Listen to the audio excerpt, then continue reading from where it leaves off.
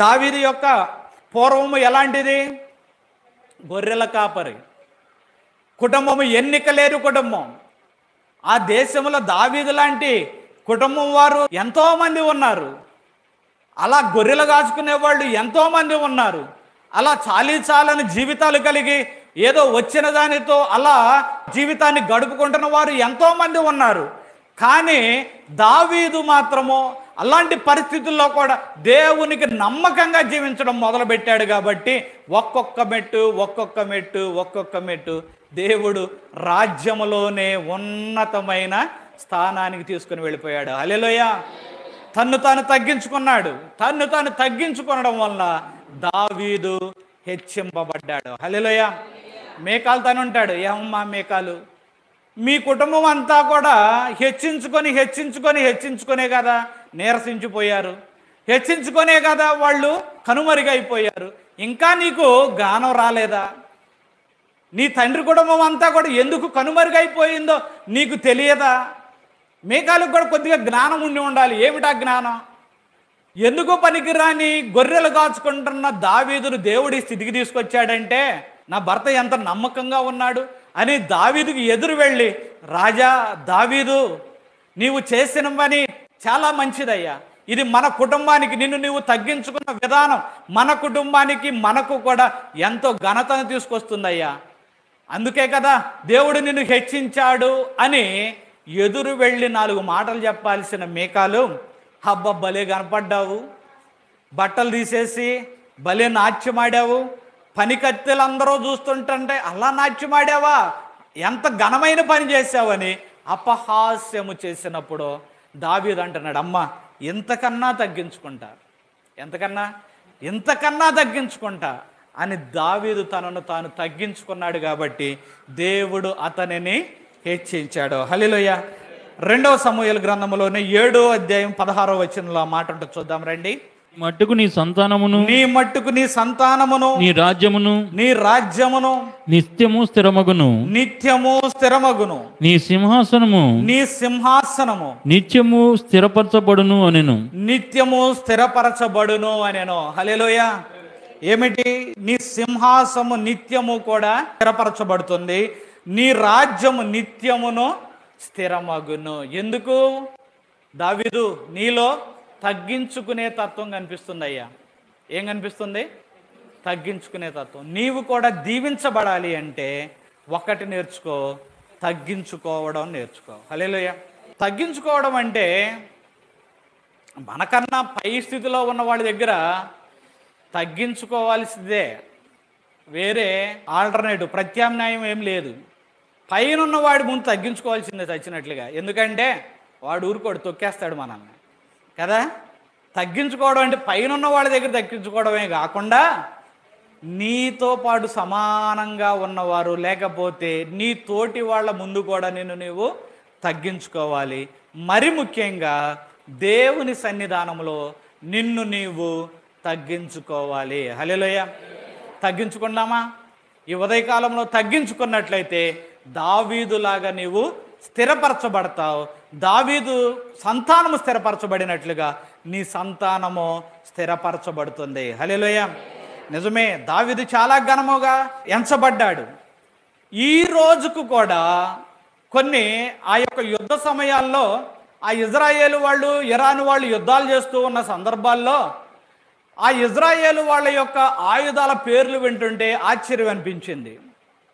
వాళ్ళ యొక్క జాతీయ పతాకము మీద, వాళ్ళ యొక్క జెండా మీద ఒక నక్షత్రం కనపడుతుంది, స్టార్ ఆఫ్ డేవిడ్. ఏమిటట? దావీదు నక్షత్రం. హల్లెలూయా.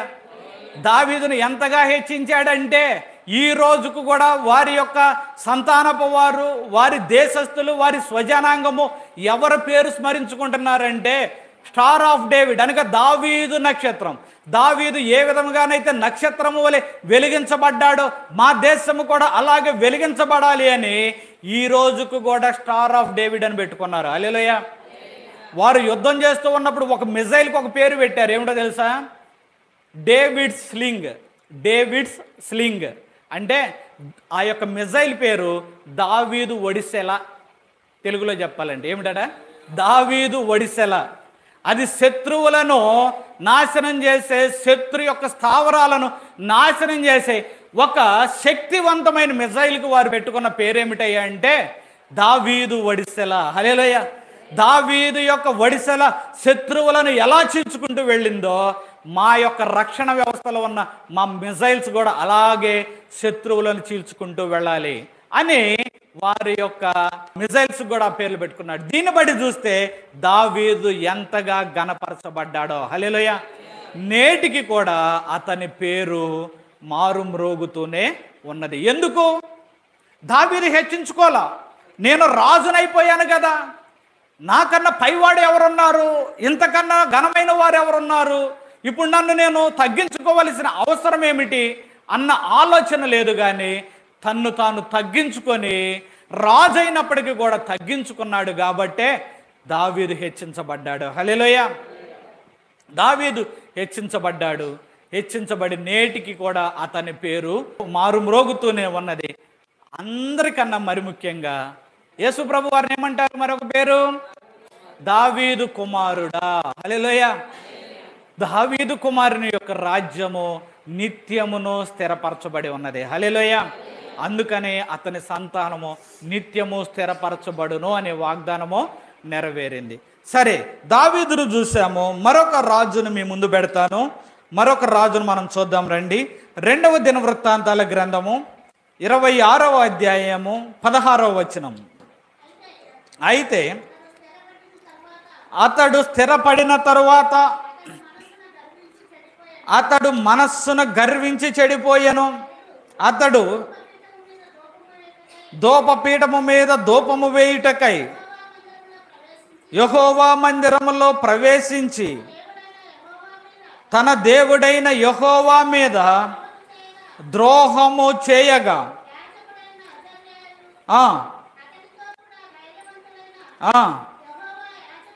యెహోవా యాజకులు 80 మంది లోపలికి పోయారు. చాలండి, మిగిలిన విషయం మనం ధ్యానం చేద్దాం. ఇక్కడ ఒక వ్యక్తి కనిపిస్తున్నాడు. ఇతడు కూడా రాజే. ఈ రాజు పేరేమిటి? ఉజ్జియా. కింద వచనాలు మనం చూస్తే తెలుస్తుంది. 15వ వచనంలో మనం చూసినట్లయితే అతడు స్థిరపడు వరకు అతనికి ఆశ్చర్యకరమైన సహాయము కలిగేను. ఈ ఉజ్జియా స్థిరపడే వరకు కూడా ఆశ్చర్యకరమైన సహాయము అతనికి కలిగెను. ఆశ్చర్యకరమైన సహాయం. అందుకని దేవునికి మరొక పేరు ఏమిటి అంటే ఆశ్చర్యకరుడు. ఆశ్చర్యమైన కార్యములు నీ జీవితంలో చేయగలడు. నీవు ఊహించవు, లేకపోతే ఇంత చాలులే అనుకుంటాము. కానీ దేవుడు నిన్ను అడుగు వాటికన్నా ఊహించు వాటికన్నా అత్యధికముగా చేయగలిగిన దేవుడు. ఈ రాజైన ఉజ్జియాకు కూడా దేవుడు అలాగే ఆశ్చర్యకరమైన స్థితిని, సహాయమును దయచేసినప్పుడు ఉజ్జియా అందరికన్నా గొప్పవాడైపోయాడు. అతని కీర్తి దూరంగా వ్యాపించింది. పై వచనాల్లో చూస్తే అతని దగ్గర రకరకాల ఆయుధాలు కనిపిస్తాయి. అతడికి రాళ్లను ఉపయోగించే అపాయశాలులు కనిపించిన యంత్రాలు అతని దగ్గర ఉన్నాయి. అంటే ఆ రోజుల్లోనే ఆయన దగ్గర సైంటిస్టులు ఉన్నారు. రాళ్లను అనగా ఈ రోజున మనము బాంబులు వేస్తున్నారు కదా, అలాంటివే ఆ రోజున ఎంత టెక్నాలజీ లేకపోయినప్పటికీ కూడా ఆయనతో పాటు ఉన్న వాళ్ళు ఉపాయశాలులు అనగా కొంతమంది సైంటిస్టులు లాంటి వాళ్ళు ఈ యొక్క ఫిరంగులు లాంటి వాటిని తయారు చేశారు. రాళ్ళు వేస్తే బలంగా దూరంగా వెళ్ళి శత్రు లక్ష్యాలను ఛేదించగలిగిన కొన్ని పరికరాలను తయారు చేశాడు. ఇప్పుడు చుట్టుపక్కల వాళ్ళు అనుకుంటున్నారు, అరే ఉజ్జియా ఇంతగా ఆశీర్వదించబడ్డాడేంటి, ఇంతగా దీవించబడ్డాడేమిటి, అతని దగ్గర ఉన్న సైన్యం ఏమిటి, అతని దగ్గర ఉన్న ఆ యొక్క యంత్రాలు ఏమిటి, ఎంతగా దీవించబడ్డాడు, ఎంతగా కీర్తిలోనికి వచ్చాడు అని అందరూ చెప్పుకుంటుంటే ఆ మాటలు చెవిలో పడ్డాయి. ఎప్పుడైతే చెవిలో పడ్డాయో నా అంత గొప్పవాడు లేడు, నా అంత గొప్పవాడు లేడు అని హృదయంలో లేకపోతే మనస్సును గర్వించి చెడిపోయాను. ఎప్పుడైతే హృదయంలో పడిందో చెడిపోయాడు. ఒక దైవజనుడు చెప్పిన మాట, కొన్ని సంవత్సరాల పాటు అతను సేవలో ఉన్నప్పుడు, చాలా గొప్ప సేవ చేస్తూ ఉన్నప్పుడు రైన్హార్డ్ బాంకే అనే ఒక దైవజనుడు అతడు ఒక పబ్లిక్ మీటింగ్ లేకపోతే ఒక బహిరంగ సభ పెడితే లక్షల మంది జనాంగం, 16 లక్షలు. అతని జీవితంలో అతని యొక్క సభకు, బహిరంగ సభకు అత్యధికంగా వచ్చినది ఎంతమంది అయ్యా అంటే 40 లక్షల మంది. ఒక్క సభ. ఊహించండి. మనము 1000 మంది 2000 మంది వస్తే అబ్బా బాగా వచ్చారండి అంటాం. కానీ ఆ దైవజనుడు మరి పబ్లిక్ మీటింగ్ పెడితే లేకపోతే బహిరంగ సభ పెడితే 40 లక్షల మంది వచ్చారట. స్టేడియాలు సరిపోవటంలా, లేకపోతే ఆ పెద్ద పెద్ద గ్రౌండ్లు సరిపోవటంలా, సరిపోక ఊరి చివర ఎక్కడో మైదానాల్లో పెట్టేవాడట ఆయన కోటాలు. పెడితే లక్షల మంది వచ్చారు. వచ్చినప్పుడు ఆ దైవజనుడిని ఒక రోజున ఒక మాట అడిగారు. ఏమంటే, అయ్యా మీరు ఎంతగా సేవ చేయటానికి, ఎంతగా దేవునిలో ఘనపరచబడటానికి కారణం ఏమిటయ్యా అంటే, ఆ దైవజనుడు చెప్పిన మాట ఏమిటయ్యా అంటే, ఘనత ఎదురైనప్పుడు లేకపోతే పొగడ్తలు ఎదురైనప్పుడు నేను పడిపోలా, అదే క్రమంలో కష్టాలు ఎదురైనప్పుడు, నష్టాలు ఎదురైనప్పుడు, విమర్శలు ఎదురైనప్పుడు నేను కృంగిపోలేదు. హల్లెలూయా. పొగడ్తలు ఎదురైనప్పుడు నేను పడిపోలా, కష్టాలు ఎదురైనప్పుడు నేను కృంగిపోలా. అందుకనే నా దేవుడు బలంగా ఇలా నిలవబెట్టాడు. హల్లెలూయా. నీవు నేను కూడా ఆ మాటను ఆలోచన చేస్తే, పొగడ్తలు ఎదురవుతున్నప్పుడు వస్తారు కొన్ని సందర్భాల్లో మన దగ్గరికి వచ్చి మనల్ని పొగుడుతారు. పొగుడుతున్నప్పుడు పొగడ్తలకు ఏం కాకూడదు, పడిపోకూడదు. అలాగే కొంతమంది వస్తారు, కృంగదీస్తారు, చెడ్డ మాటలు పలుకుతారు, లేకపోతే నీ చెవును పడతాయి. ఫలాని వాళ్ళు ఫలాని మాట అన్నారని నీ చెవును పడుతుంది. అలాంటప్పుడు కూడా ఏం కాకూడదు, కృంగిపోకూడదు. పొగడ్తలకు పొంగిపోకూడదు, విమర్శలకు కృంగిపోకూడదు. దైవజనుడు చెప్పిన మాట నిజమే. మనకు కూడా అది ఆచరించదగిన విషయం. ఏమిటి అంటే, పొగడ్తలు ఎదురైనప్పుడు పొంగిపోవద్దు, ఎవరైనా విమర్శిస్తున్నప్పుడు కృంగిపోవద్దు. ఉజియా చెవులో వచ్చి పొగడ్తలు పడేసరికి హృదయంలో ఏమొచ్చేసింది, గర్వం వచ్చేసింది. ఇప్పుడు దేవుని సన్నిధానంలో ధూపం వేయడానికి బయలుదేరాడు. ధూపం వేయడానికి బయలుదేరితే అక్కడ ఉన్న యాజకులు 80 మంది చెబుతున్నారు, ఉజియా ఏం చేస్తున్నావు, పిచ్చి పని చేస్తున్నావు, దేవుని సన్నిధానంలో నువ్వు చేయవలసిన పని ఇది కాదు. నిన్ను దేవుడు దీవించి ఆశీర్వదించి ఈ యొక్క రాజ్యమునకు రాజుగా నిన్ను నియమించాడు, నీ పనిలో నిన్ను ఆశీర్వదించాడు, నిన్ను ఉన్నత స్థితిలో ఉంచాడు. కానీ దేవుని సన్నిధానంలోనికి వచ్చి ఆ యాజకులు చేయవలసిన పని లేకపోతే ధూపం వేయడం నీ పని కాదు రాజా, ఉజియా వద్దు నాయనా అని చెప్పారు, ఎదిరించారు. కానీ రాజు అనుకున్నాడు, ఈ రాజ్యంలో నాకు చెప్పేవాళ్ళు ఎవరో, నాకన్నా పైవాడెవరో, నాకన్నా పైన చెప్పగలిగిన వాడెవరో, నాకు న్యాయము తీర్చగలిగిన వాడెవరో, నన్ను అడ్డగించగలిగిన వాడెవరో అనే ఆలోచనతో ఆ యొక్క ధూపార్తి పట్టుకొని లోపలికి వెళ్ళిపోయాడు. లోపలికి వెళ్ళేసరికి ఏమైంది, దేవుడు మొత్తాడు, నొసటన కుష్ఠము పుట్టింది. ఉజియాకు కూడా అప్పుడు వెలిగింది బల్బు. అప్పుడు అర్థమైంది, అయ్యో నా దేవుడు నన్ను మొత్తేశాడు. ఎందుకు మొత్తాడు, నేను దేవుని మీద హెచ్చించుకున్నా, నాకన్నా పైవాళ్ళు ఎవరు లేరు అనుకున్నా. కానీ ఒక్క విషయం గ్రహించలేకపోయా. ఏమిటా విషయం అంటే, నాకన్నా పైవాడు ఒకడున్నాడు. ఎవరైనా దేవుడు, ఆకాశమందు ఆసీనుడైన దేవుడు ఉన్నాడు. ఆ విషయం నాకు అర్థం కాలేదు. అర్థం కాక నాకన్నా పైవాడు ఎవరో అని నేను అనుకున్నా. నాకన్నా పైవాడు ఒకడున్నాడు, ఆయన దేవుడు, అతడు నన్ను మొత్తేశాడు అని తాను కూడా మందిరంలో నుండి బయటకు వెళ్ళడానికి త్వరపడ్డాడు. తర్వాత కింద వచనాలు చూస్తే మరలా ఎప్పుడు కూడా దేవుని మందిరంలోనికి అడుగు పెట్టడానికే అవకాశం లేకుండా పోయింది. ఎందుకు, కుష్టు ఉన్నది కదా. ఈ కుష్టు ఉన్నవాడు దేవుని మందిరంలోనికి రావడానికి వీలు లేనే లేదు. ఇప్పుడు అసలు దేవుని మందిరానికే దూరం అయిపోయాడు, దేవుని సన్నిధానానికి రావడానికే వీలు లేదు.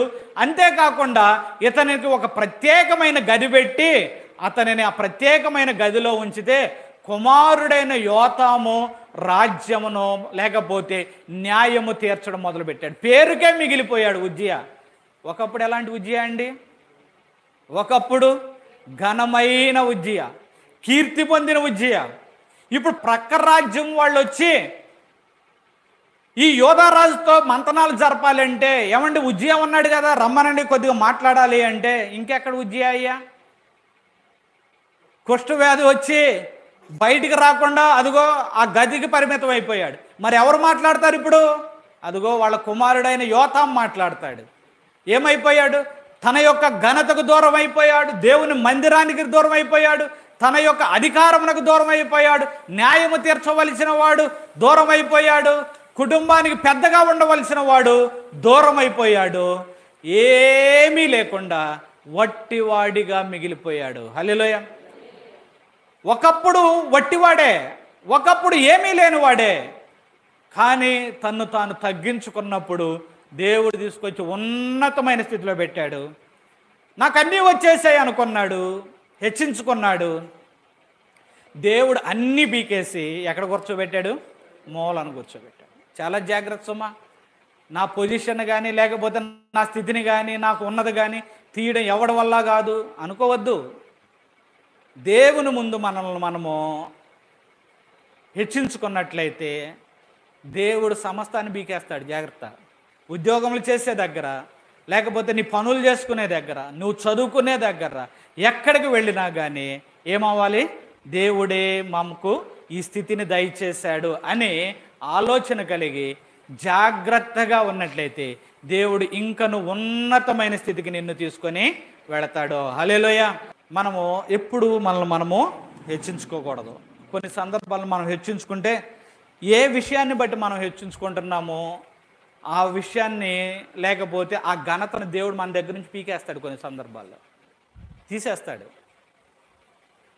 ఈ సందర్భంలో చిన్న విషయం చెబుదాం అనిపిస్తుంది. నాకు ఎదురైన సాక్ష్యమే. నాకు ఈ చేతికి ఒక చక్కని ఉంగరం ఉండేది. ఈ ఎడమ చేతికి, ఈ ఉంగరపు చేతికి ఒక చక్కని ఉంగరం ఉండేది.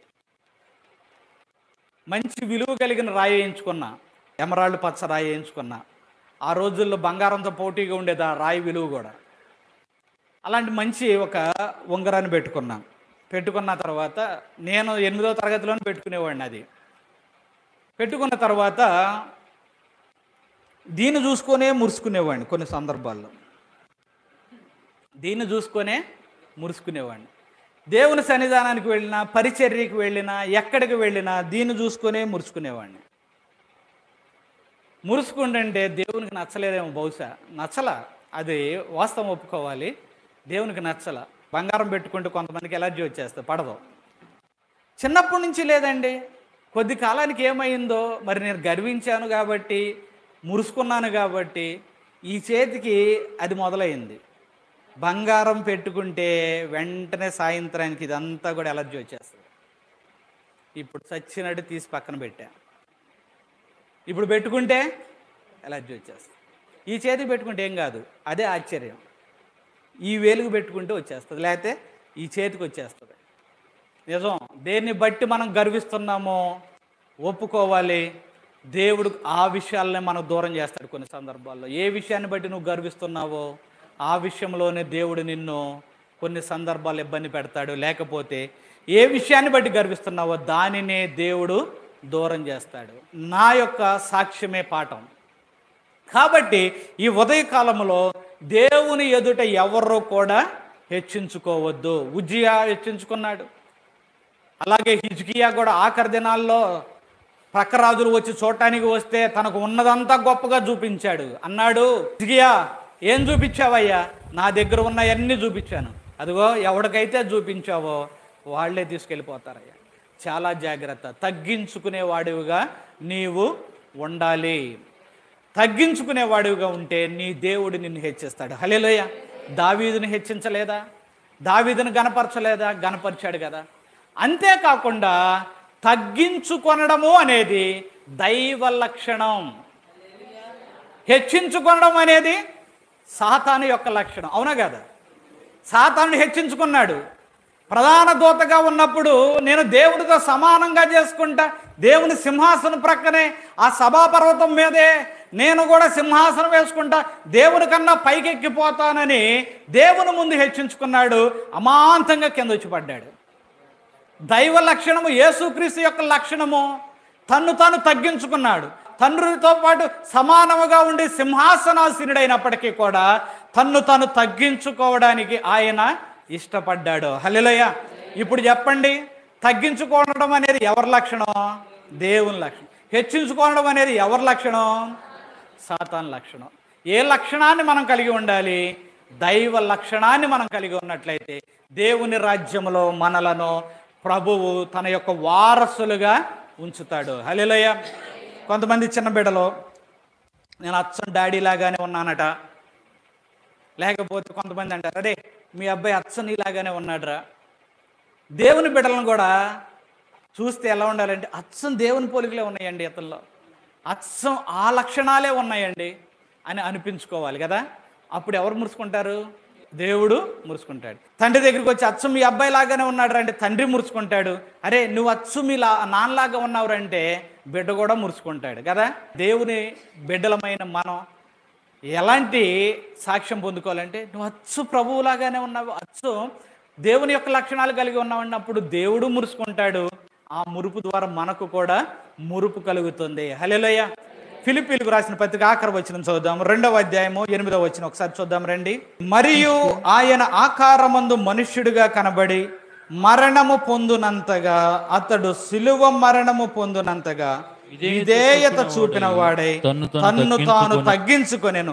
అందుచేతను పరలోకమందున్న వారిలో గాని భూమి మీదనున్న వారిలో గాని భూమి క్రింద ఉన్న వారిలో గాని ప్రతి వాని మోకాలు యేసు నామమున వంగునట్లు ప్రతి వాని నాలుకయు తండ్రి అయిన దేవుని మహిమార్థమై యేసుక్రీస్తు ప్రభువని ఒప్పుకొనున్నట్లును దేవుడు ఆయనను అధికముగా హెచ్చించి ప్రతి నామమునకు పైనామమును ఆయనకు అనుగ్రహించెను. హల్లెలూయా.